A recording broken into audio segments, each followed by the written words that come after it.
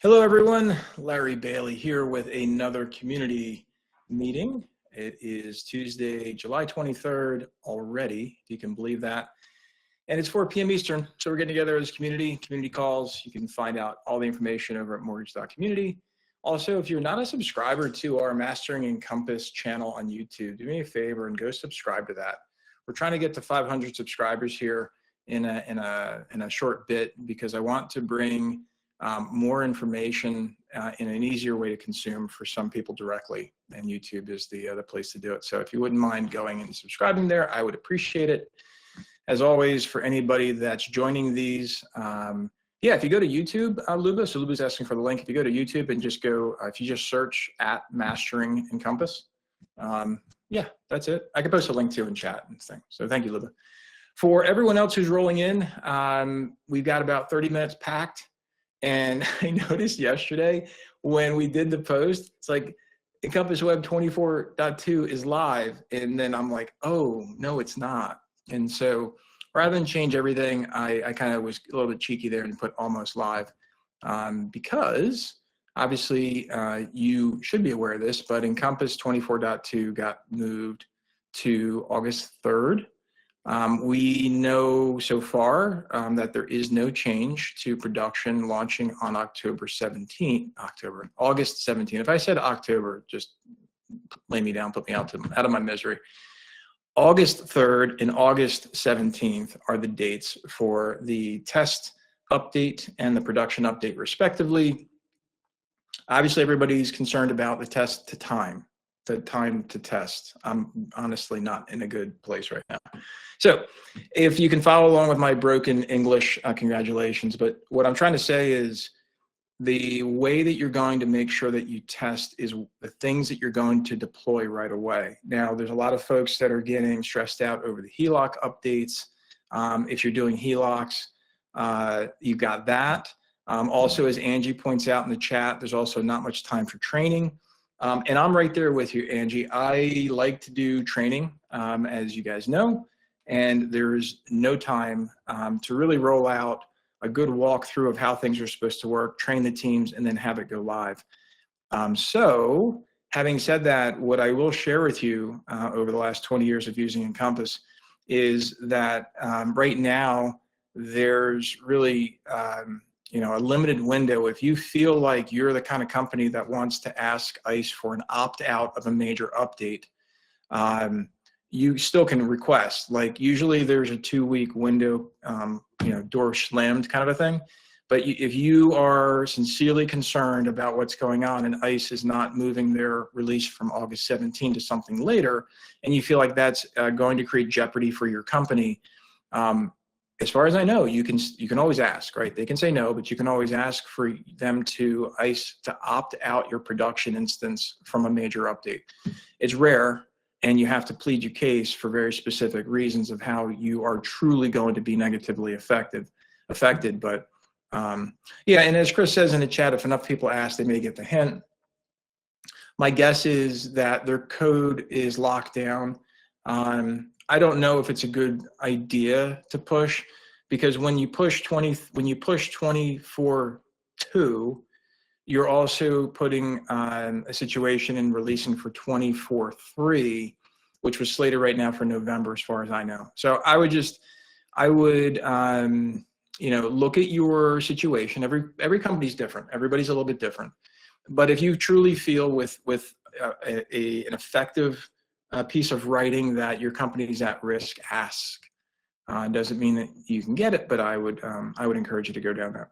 So our topic for today is about Encompass Web, because I continue to find extraordinary opportunities to really do something that you normally don't get a chance to do at your own company, which is to completely change the way you use Encompass. And you might give me like a little eye roll or a little groan, be like, Larry, we got enough work. Like, I don't need more work. And what I'm telling you is that your executive teams right now are worried about ramp up. So in case you haven't noticed, production's coming back slowly for some companies. Other companies are like ripping it. And what the ownership and the executive leadership of your companies are scared to death of is to go through another cycle of throwing bodies at the problems and then having to do some reduction in forces down the road sometimes. The goal is to really create your workflow in a way that scales with your company and to leverage the technology that hopefully you're already paying for and not having to always go out and buy the next shiny object for it to come back to your desk to implement. So I talk a lot about Encompass Web mostly because what I've found is that it provides for enough change to make different workflows very powerful and very effective.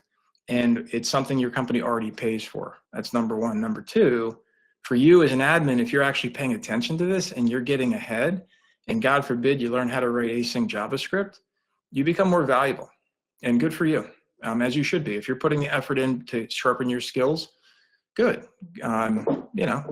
Get bigger projects, get paid more. I think that's fair. And if you can show you can contribute to the bottom line in a more effective way, you should enjoy those rewards. That's my opinion. In any event, has anybody, show of hands here, so quick pop quiz. Has anybody actually taken the time to go look at how you would use Encompass Web for any one of your departments? Is there anyone who's doing that? And I say department because it is just not real. It's not realistic to say, oh, we're going to switch over the whole company to Encompass Web. Not going to happen. It just won't. Number one, it's too chaotic. Number two, it doesn't work the same. Number three, the methodologies and the workflows are different. So Brian's, Angie's like, no way. Lou's thought about it. Brian's response is fairly common, which is trying to get opportunities for loan officers. Focusing on sales was good, and it's a good shot. And I'm going to explain a couple things here that I wanted to share on today's call. So Jolene says Friday was a good wake-up call since Encompass Web was working. Well, not only was Encompass Web working, but if you actually had your data tools synced into the Encompass APIs, they never went down. So we actually had companies that were using the Bullseye product from ATI, which is a business analytics program that is far more effective and efficient than most others that are out there, and way cheaper. So if you're interested in that, I would strongly encourage you to check out Awesome Tech Inc. for Bullseye. But yeah, Jolene, we actually had clients that are calling us and saying, is this data real? And we're like, yeah, it's real. And they're like, but my Encompass is down. How can this be real? And we're like, because we don't use Encompass Desktop to run your business. Brian, OB isn't playing nice. I'm first to hear that. Are you using OB in EPC? So Brian, so one of the things that is important to understand about Encompass Web is it has to use all the new iterations. And Brian, when you say it's not playing nice, it's because when you go to the UI isn't feeding data back in, or, I'm sure everybody else would love to hear what your experience is. If you don't mind typing it out, or if you want to come up on stage, you want to share some words of wisdom, you let me know. Because again, you'll share. You want to jump on stage with a mic, or you want to type it? Okay, cool. I'll invite you in. Where the heck are you, Brian? And we'll invite you as a speaker. Okay, Brian, you're invited as a speaker. Please make sure you are prepared for stage. So for those that don't know, Optimal Blue actually has a super sweet, I think it is at least super sweet EPC integration. If you have EPC integrated and you're using desktop, you can see the obvious difference. So that's there. Brian is coming on. Welcome, Brian. Hello. Can you hear me? Yeah, you're good. Rock and roll. Okay. How do I share my screen? Let's see. So you should have an option down towards the bottom. Here we go. Looks like this, just like the Zoom one. Okay. Thanks for taking the time, Brian. We really all appreciate it. Okay. Right now, perfect. I got this here from ICE. Yep. That talks about going into LO Connect. So I'm in LO Connect, and if I go to opportunities. So there's a different OB for opportunities, Brian, just so you know. We've This is something that you might have missed in a previous conversation, but you have Oh, to use Optimal Blue for opportunities. So I'm gonna go back and steal screen for just a second to show. Oh, you can do it on your screen. Yeah, go to Services Management, then go to Add Service, and then select the product and pricing category. So yeah, whoops, whoops, wrong yeah, button, wrong button. I've done that 1,000 times. So with Optimal Blue, you have to, in order to enable opportunities, you have to select Optimal Blue for opportunities. Why they configured two separate ones is probably because of the price group. But you see in the bottom left of your choices there. Oh, So that's the one you actually have to configure for opportunities right there. And there you go. got it.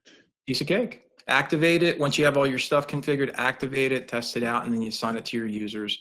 And yeah, you can use Optimal Blue and opportunities. Works really, really well. Perfect. Okay, I will do that then. Okay, and come back to us and let us know how you make out. Yeah, I'm excited about this. I just showed our OB guy, and he loves the web. He's like, I can see so many things now. Yeah. Yeah. Other people are getting on board, so don't want to be left behind. Well, it's important, and Brian, you're talking about something that I constantly go with people. With EPC, you've got the full JSON package of information going back and forth between your Encompass and the vendor. So we're no longer limited by this construct that we have in desktop. So for Optimal Blue, as an example, they can see now so many more data fields to give you better pricing results. Same thing with appraisal, same thing with fraud, you name it. It's really great. It really is great. So I appreciate you jumping on screen with us and pointing this out. I would say one other thing, Brian, I'm noticing, instead of using Encompass LO Connect, everybody should be using encompass.ice.com. It's going to give you the same effect, but that domain is really not the best one to use. You want to use encompass.ice.com. I just was following the rules here, the walkthrough, and it said to log into LO Connect. Yeah, I hear you. You can update that though. If sometimes the training material doesn't get updated as promptly as it could, but yeah, encompass.ice.com is definitely the right one to use for anything Encompass Web. Just so you know. Yeah, it didn't even mention. Optimal Blue for opportunities. I guess I got to read the fine print. Yeah, encompass.ice.com, Candace. That's the right one. Thanks for putting that in chat. Okay, I'm gonna pop off. Thanks, Larry. You got it. Thanks, Brian. Appreciate you playing along here. So let's go ahead and oh, cool. All right, there he goes. So so Patty says there's 3 cards for OB opportunities, OB for Encompass, and Optimal Blue Loan. Yeah, so in terms of the services, I'm going to go ahead and add. I'm going to go ahead and go to screen share, so I can play along here with you guys. And because I do want to talk about things that are important. Brian noted one thing, which is that you kind of have to know a little bit about where to go for some things. And it's not, we're in the middle of change, and could this be more forward facing in terms of support and documentation? 1,000%, 1,000,000%. But the good news is we're in the middle of change. Like as an example, I met last week, I did a full demo with another LOS, a fantastic LOS. I love what they're doing. I know the team over there, but there's a lot of things that just aren't there yet. And there's a lot of things not documented. So I appreciate that, and they were apologetic, but I said, guys, there's nothing to apologize for. We're in the middle of a build, and it's working, but could it be better encapsulated into exactly what we all want it to be? Yeah, and so when I look at Encompass Web, the reason why I'm passionate about this for all of you is to, number one, make sure that you follow the 4 pillars. I've been talking about 4 pillars for a while. The first thing is EPC. Everybody should be getting on with their vendors to making sure not only do you get logged into EPC, but then secondly, just as somebody had on here, Patty, there might be multiple places to go for something, and the vendor might not even be trained into what they're supposed to say. So if you ever have a situation where you're not quite sure you want feedback, that's what I would encourage you to get over to do a quick post on Mortgage Community and just ask people. Like, we're all going to be learning this together at some point. Something else that I think is really important is data permissions. And this is what I was speaking to a little bit ago about the JSON packages. So like with Rigora, what you're seeing is a JSON path, and JSON, for those that don't know, is the bundle of information, it's the file that gets transmitted back and forth. And so what you're seeing is, for the first time really, is exactly what data is leaving your Encompass and what data is coming back. And so in this particular example, like what gets written back is here. Now you can't modify this, but you can come in and create custom fields if there are any JSON paths that are not mapped. So in this particular example for Rigora, everything's mapped just about except this. Now, I don't know if you want that, but if you did want a custom field for office branch name, you could go in and create a custom field in the services for Rigora for this example. And they're just one. And so, you know, that's important to know. I'm going to pick up on the chat here. So going back to EPC, October 25, 2025 is a hard and fast date.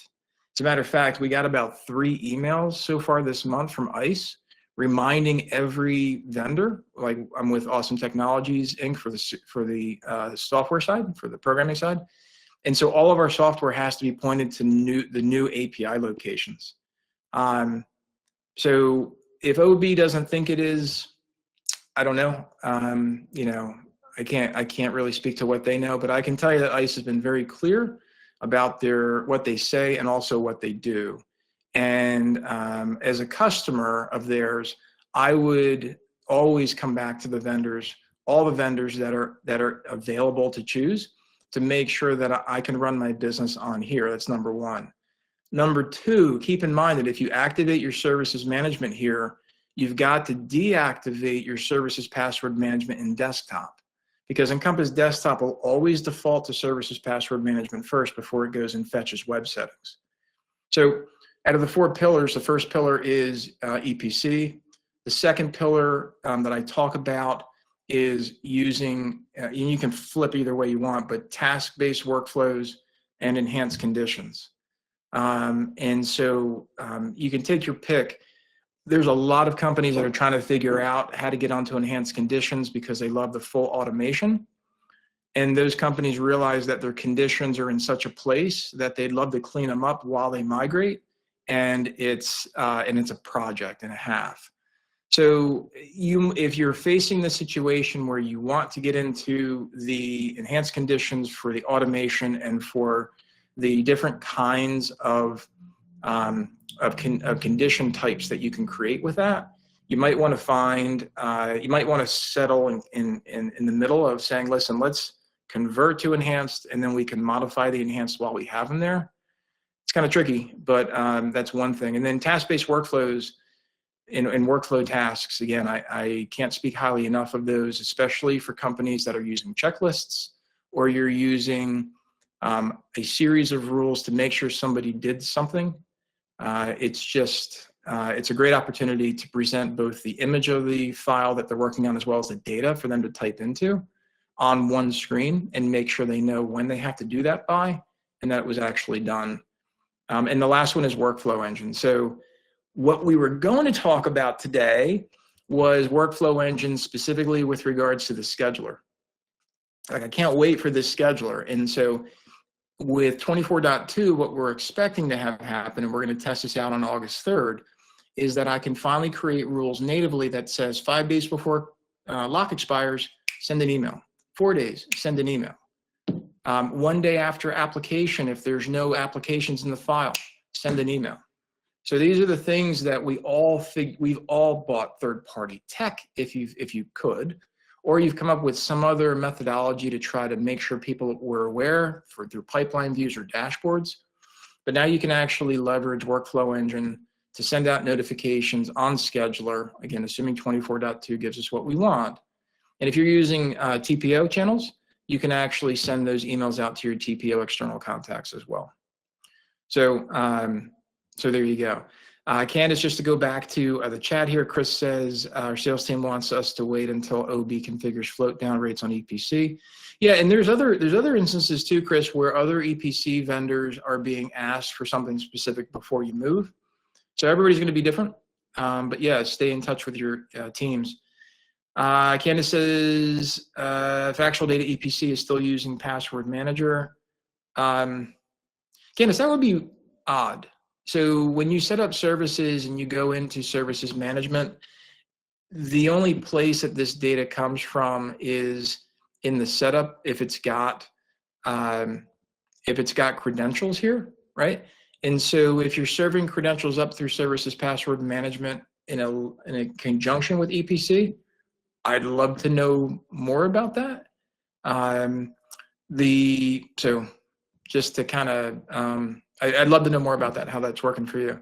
Luba asks, do you know if emails will list all loans on that meet that criteria? No, it's one email per loan, Luba. So the notifications are still taking the place of field trigger emails, right?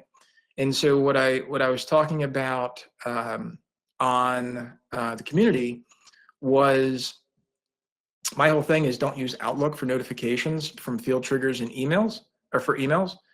My whole thing was always use SMTP for reliability. Well, now you can actually configure, and this will work now, but you configure all of those triggers to fire notification templates, and your sender can be whatever you want it to be through your DNS.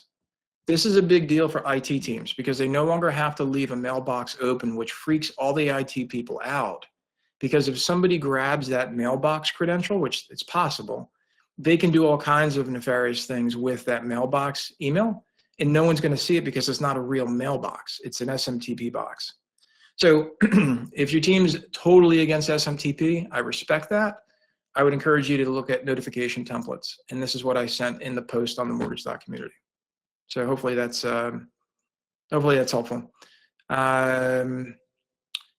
Candace, maybe we can talk more about that on the community with your situation, because again, the only thing I've ever been trained on and seen actually work is if you've got the services tied in here, the services password management will override that, but it still will not give you the EPC integration. So if you found a way through that, I'd love to learn.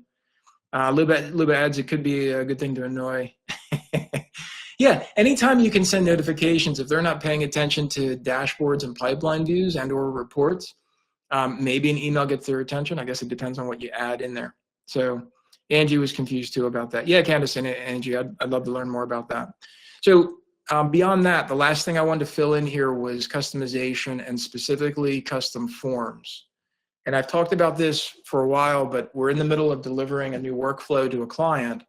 And I wanted to kind of go through, again, this application view with cards. I know I've talked about this with, sorry, let me flip this to desktop. So I know I've talked about this before on other calls, but I want to reinforce something really important. These cards will link over to whatever you want it to. And in web, things are named differently because it's web-based, not desktop-based. Example, URLA lenders broken out into several different cards. So if we go as an example, if we go into a loan real quick here, we'll go into conditions enhanced. When we look at the application view in here, and we go into, right, this is our URLA, parts 1, 2, 3, 4, and lender. Qualifying the borrower, you would never think this is the bottom of the URLA lender. You have to look for it. So you could take, if you wanted to, and this particular form doesn't have any button code, so it's a little bit safer, but you could take this form, turn it into a card, and then apply it back to wherever you want it. Now, I'm not suggesting you rebuild native by any stretch, but what I'm suggesting to you is when you're looking at how you build out your forms, a card is going to link to an input form, which allows you to break up your input forms into chunks of data that makes sense for your team to use. The second thing I wanted to draw attention to here is, let me go back over to admin. This is very, very important. If you haven't already discovered this, when you're in, I'll go into borrower summary as an example because it's a form layout. What's really important here is to understand that not every action available on desktop is available in web. So specifically, if you click copy from borrower here, you'll see that the action is copy from borrower, and that's convenient. But what's important to understand is as you go through this list, not every action is there. And so this is where you get some savvy folks who understand JavaScript. They actually will write events, and they'll actually create the Java code here to go with the click event, right? So this loads by default, and you can build out your own click events within that control, just like you would on Desktop Input Form Builder. So if you're kind of nervous about learning something, these kinds of things, I would encourage you to check out the Ice Mortgage Technology GitHub. And there are code examples on there. I also would encourage, if you're looking for solutions, again, that's why we have the community to begin with. So there are ways to share these snips, but ultimately, when you do build this out, you're going to want to make sure that when you go into assets, this is where you keep your JavaScript files. So when you have them, they're going to live here, and then you're going to apply them in your forms. This is a very novel idea. We don't build input forms this way, but I wanted to share this with you because storing your information in a way that's shared across the experience is more efficient, which means that if you wanted to take this card linked to this input form, you can put this card anywhere you want, so that if you were to go into a file, you can define what the user sees based upon channel, and you can define how these summary forms look. So they don't need to see all this stuff anymore. They really don't. You can go through and you can create these summary forms, is what I like to call them, because it's a habit, but you can create these views that have multiple cards that are specific. That's number one. Number two, what you can do is also build, which I encourage you to explore in your company setup and your lone left nav. So you can also create specific item sets, and within a custom item set, you can add any custom form you want, any custom tool you want, standard forms or standard tools that you want, in the order that you want. Now this is by channel, so you can't create these custom sets, but if you put all of your government forms and tools in one thing that just said government over on the left nav, or if you wanted to put all of your other custom forms together for whatever the purpose is, for sales or for processing or underwriting, whatever it is, you can do that so that when somebody goes in the file, they don't see just an onslaught of forms, which is what, again, we're all used to. But the idea is that you can organize the view in a meaningful way so that there's actual groupings in here and not just this entire list. And so where you see like here, custom forms, I can create a custom left nav that aggregates all of my government together, or all of my VA together, or all of my FHA together. These are the options, and these are the ideas that I'm really encouraging everybody who's here today and who's listening on this replay to explore, because this is your chance to really start over and imagine a workflow that actually works for your company instead of being confined to what you've been doing on desktop.